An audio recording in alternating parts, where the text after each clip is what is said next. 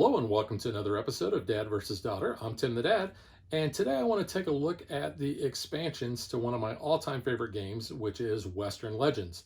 Now, I've already covered what comes in each of those expansions in our unboxing videos that you can watch on our channel, but what I want to do with this one is I want to take a closer look at what each of those modules add to the game. So saddle up and let's check it out, partner.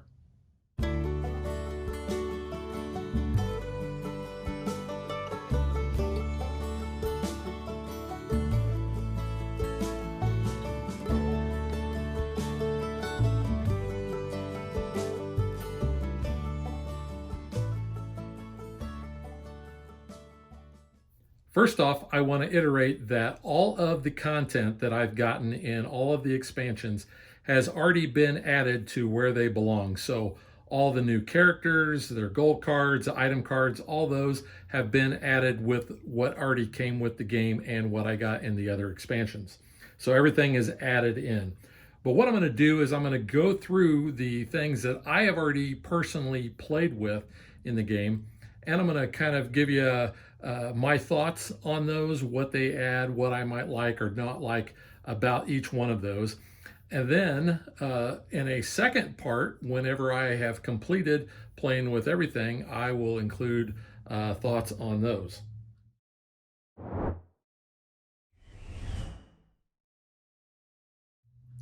So first off, let's start by talking about the player mat. Now I splurged for the mat. I'm glad I did. I like the mat so much better than having the three boards that connect together. But that's just my personal preference. You're still going to have all of the same locations and such. So first off, we have the new town of Buzzard Gulch over there. We have a new way to play poker in Pharaoh down at the bottom. We have the gambler track across the top. We have frontier spaces that are all around Buzzard Gulch. We have a new orange ranch up at the very top. We have a new train station. We have mountain passes down here at the Bandit Hideout C and up at A, and then they correspond to the C and the A on the other side of the map. And then finally, we have the Outlaw Camp down here in the bottom.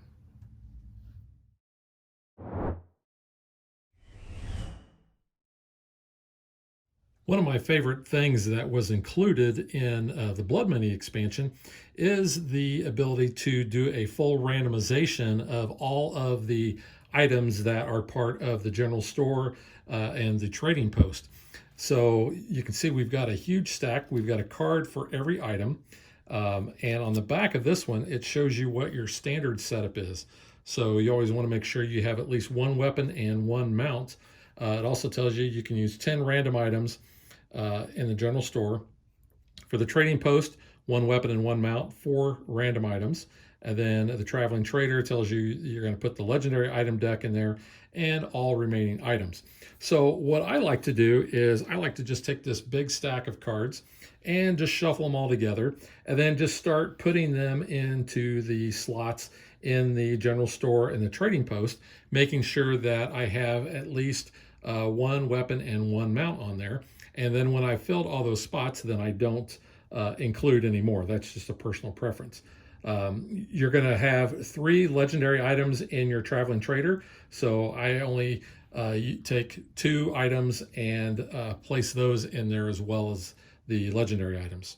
But I've really liked having this, and I like the fact that on the bottom of these cards, if you keep these separated out into their separate boxes, it tells you which set they came from. So you can see Western Legends is the base there, Wild Bunch of Extras, Blood Money, Ante-Up, and so forth. So I really like mixing these up because what that does is that gives the game kind of a unique setup, because you don't know what is going to be available at the general store in Dark Rock and Red Falls. You may have to actually go over to Buzzard Gulch to the trading post if there's something there that you want. Likewise, you may have to track down the traveling trader if you want something other than legendary items, just, in case 2 of those items that are there that are normal miscellaneous items are ones that you want. So I really enjoy having that as an option.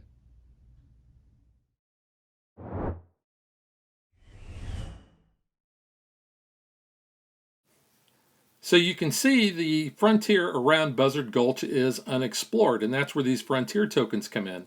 You can see that they have numbers on them, and you add that number to the number that is already printed on that mat space. You have to discard poker cards that are equal to or greater in value, and then you can flip that token over. Now, the tokens are going to provide you good things, but it will cost you poker cards in return. So you can see we have a number of these frontier tokens, and they're all different, and they're going to give you good things. So you can get legendary points, you can get a legendary item, you can get gold nuggets, you can get longhorns. So this is a really cool aspect of the game because this is all going to be random. You don't know what you're going to find when you explore, and I think that fits well with the overall theme.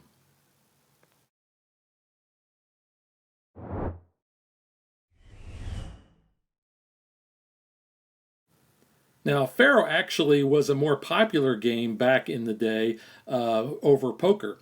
However, this game is purely a game of chance. The good side is you do not risk using any of your poker cards. So if you want to find a way to try to make some fast money without losing your poker cards, then this is a pretty decent option. I liken this to like playing craps in a casino. Playing craps by yourself is not that much fun, but when you have a full table of people that are playing with you, then it's a lot more enjoyable. Now, most of the people that I've played with have not played Pharaoh, and I've only played with it a couple of times, but I've enjoyed it.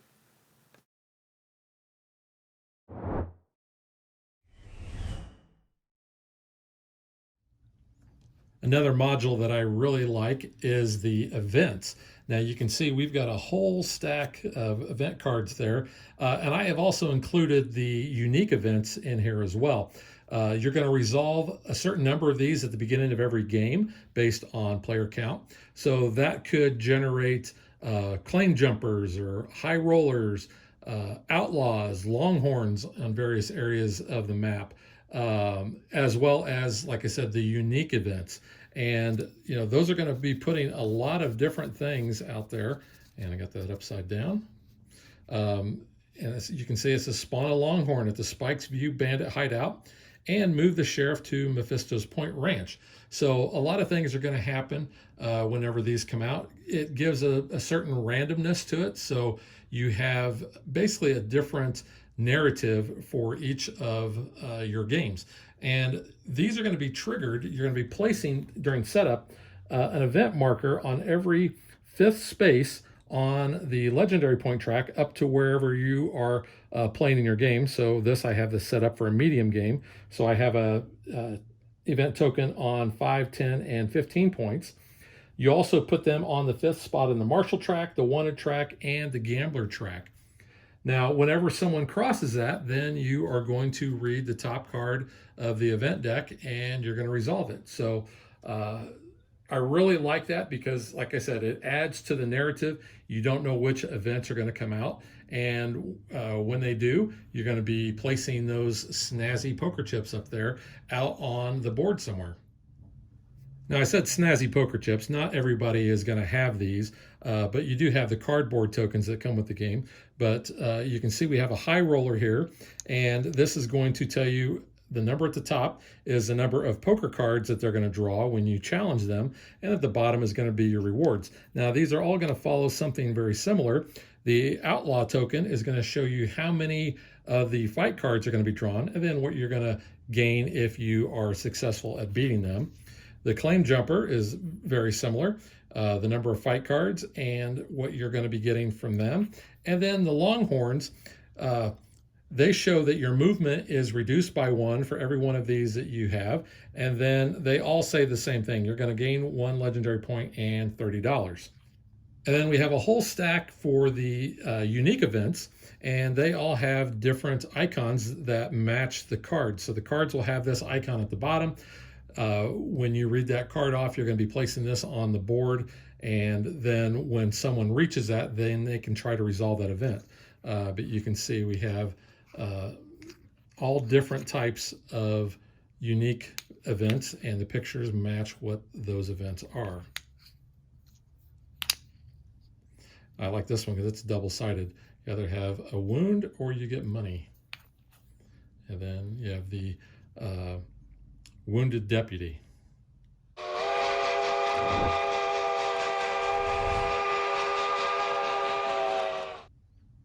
I think this train piece is really cool.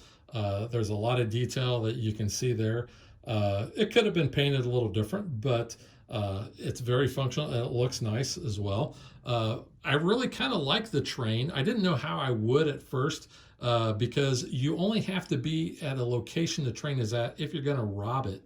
But one of the things that you can do is if you are at a rail station, you can pay $10 and basically teleport between each of the rail stations there. But at the beginning of every turn, that train is going to move to the next stop. Now, there are several stops that it's going to make. So as it travels around the board, the first stop it's going to go to is the bandit hideout at Cliff Junction. Then it will stop over here at the mountain pass. It will then go up here to the rail station, and then it'll go to this mountain pass. It will go over here to Bandit Hideout A. So if you are on this space, technically you are where the train is at. It will move over to Bandit Hideout B. So again, if you are here, then you are considered adjacent to the train. And then finally, it will go over here to Bandit Hideout A. Again, if you're at Bandit Hideout A, you're considered adjacent to the train. And then the next move actually puts it right back down here to the Spike View Railway Station.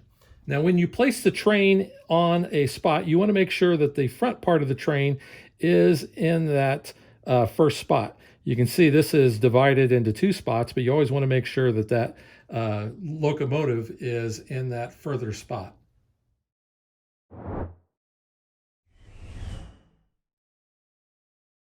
Two new tracks I want to talk about are the Gambler track and the Story Point track. Now, the Gambler track, you are going to get the option most times to either gain a Gambler point or a Legendary point. Now, when you gain a Gambler point, you are going to be placed on this track and you're going to start moving forward. There are 7 spots. The first one, you can get either $10 or draw a poker card. The second spot, you're going to get 1 Legendary point. The third spot, again, $10 or draw a poker card. The fourth spot, you get a Legendary token. The fifth spot, you are going to get $20 or draw 2 poker cards. The sixth spot, you get 2 Legendary points. And the seventh spot, you can get 2 Legendary tokens. Now, if you ever gain any more Gambler points after you are on the 7th space, then you just keep getting that reward. So you would constantly get 2 Legendary tokens. But remember, you can only ever have 3 at any one time. The new Storyboard track is going to replace the old system. You get this new board that you use to cover up the old story deck. So that fits nicely there. And these cards are going to replace those core story cards, which you can see we have a ton of these now from all of the various expansions. So you can choose to either play with these or you can play with the new Storyboard card. I've only played with the Storyboard once, and I think I already like it better than this. I have a tendency to remember to check the conditions on that more than this. Plus, you also have this risk die. So the risk die is another element that you can add, and you can see when you roll this, you might get story points, but you might get a wound. Or you might get a wound and a story point. So that's just something extra to have. This is okay. You don't have to play with it. So if you want to incorporate the risk die, you have a number of options. It says before rolling the risk die, choose one of the following bonuses to gain. So you can either draw a poker card, gain $10, or move 1, which is not considered that. And then, like I showed you on the faces, you can see where you can gain a story point or wounds. So the story point track, when you get to the first spot, you don't get anything. It's just the start. The second one says you get to move the sheriff up to 3 spaces. The third spot, you can spawn bandits at the bandit hideouts, either A, B, or C. And when you get to the fourth spot, you get to choose to gain either 1 Gambler point, 1 Legendary point, 1 Marshal point, or 1 Wanted point. And then it will tell you you return to space 1. Now, the difference here, you'll notice we have up to 3 spots. on these cards, they're very similar to the other ones as far as what you need to do. Here are the conditions. You can place one of your discs if you've met one of those conditions on your turn. Still, you can only claim one of those spots. When those are filled up, then you are going to flip it over and you're going to read the story and resolve what that story says.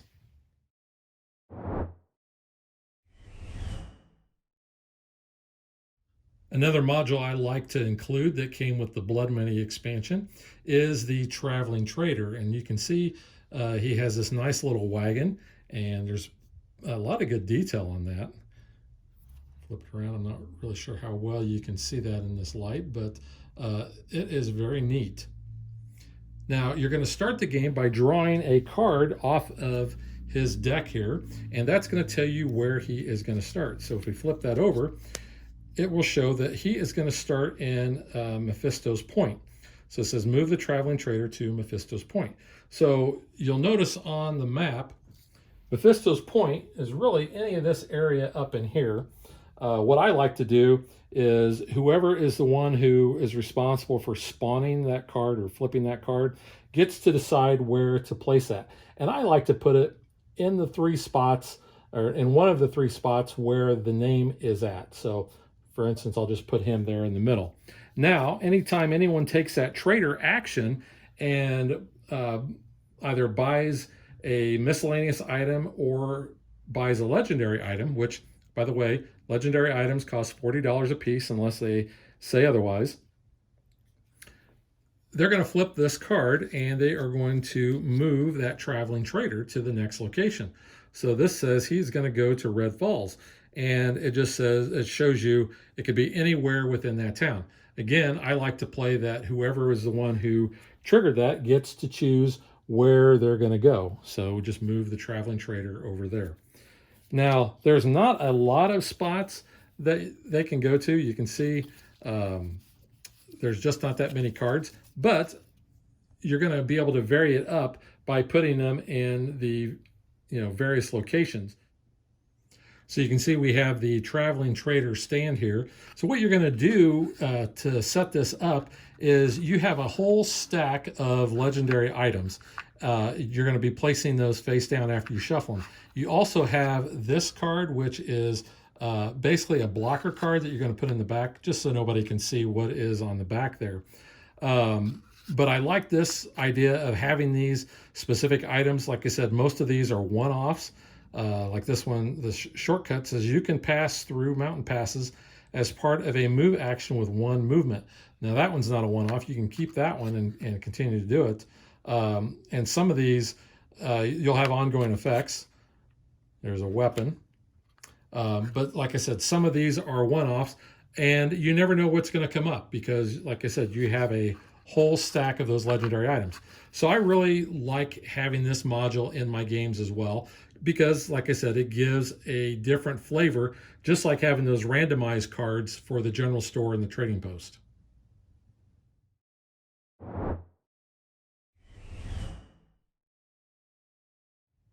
So the game comes with a number of minifigs, but you're also going to be able to acquire some new minifigs. So you can see there's a bunch across there. I actually have this still set up from last night's game. So the player colors, you can see I have the player color rings on those figures that we chose. And I have already incorporated on the bandits, the bandit numbers, if you are playing the bandit variant.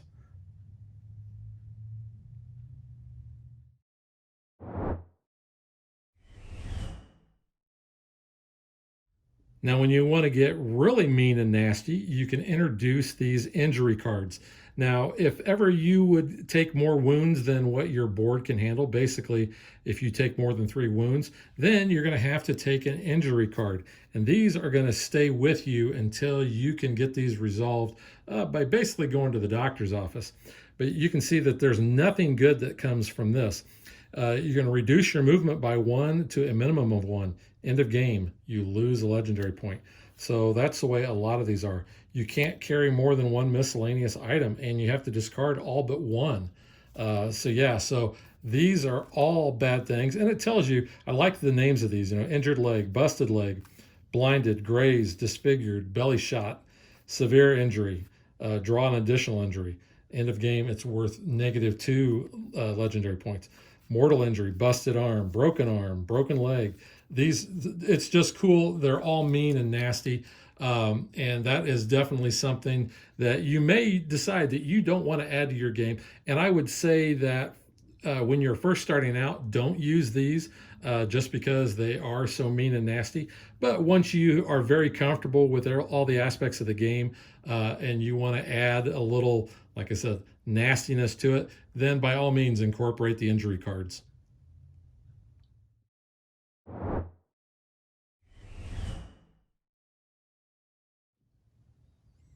I always like getting new characters with the expansions. So you can see we now have a huge stack of these. And choosing which character to play as can be a personal preference. Some people like to choose because they want to be Wyatt Earp, or they want to be Doc Holliday, or El Fuego Baca, or Bass Reeves. Others don't really care, and you can shuffle these up and deal really however many you want. I think the rule book says two. Because we have so many, we have actually been dealing three out and let everybody decide that way. But they all have kind of their own flavor, because they have what they're going to start at, where they're going to start. So I really like that aspect. And of course, with each new character comes their own goal cards, and you can see that there are just a ton of gold cards because each character has 4. So you saw how thick that character deck was. Multiply that by 4, and that's how many of these gold cards you have. Now, speaking of the gold cards, I really like these as well because it gives you something to shoot for. Like I said, each player has, or each character has 4. You're going to randomly discard one, so you're going to use 3 throughout the game. So you never know which ones that you are going to have. But they're usually all pretty different. Like Doc says, deposit 4 or more gold nuggets at the Dark Rock Bank to complete that goal. So you have to make sure you go to, well, of course, there's only one bank, and it is in Dark Rock. Others will tell you, hey, you have to discard provisions at, maybe the railroad station or the Buzzard Gulch trading post, something like that. So they're usually very specific, and that is your best way of getting the legendary tokens.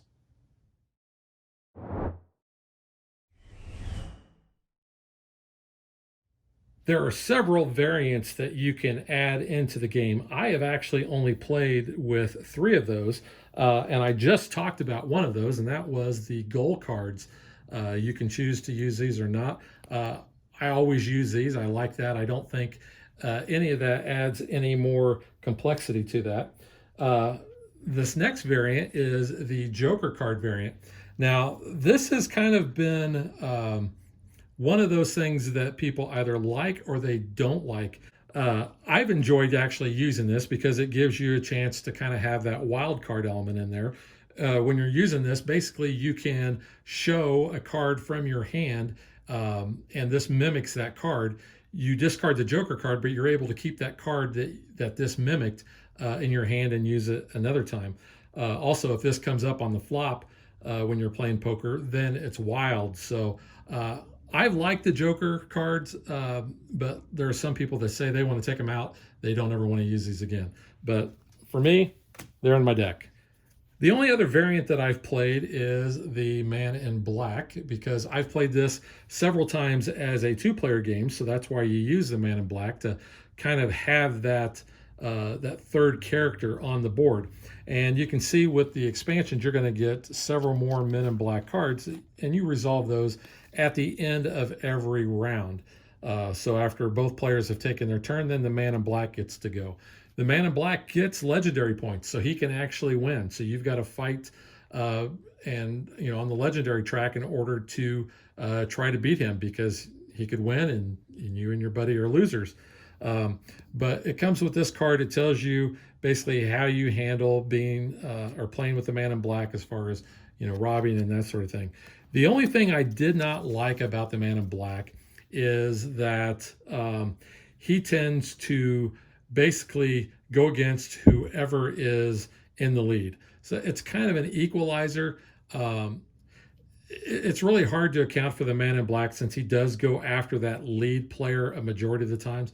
One of the parts that I have not used yet are the ruin tokens. So I have not used the new cards from the expansions. So I've not used the ruin tokens yet, but it's basically a way that he can take out a location until you take a repair action and fix that location back up. But like I said, in a two-player game, you have to use him. There is a set of cards that you can get so that you can use the man in black in games with 3 or more players. I do not have those cards, so I can't speak to that experience.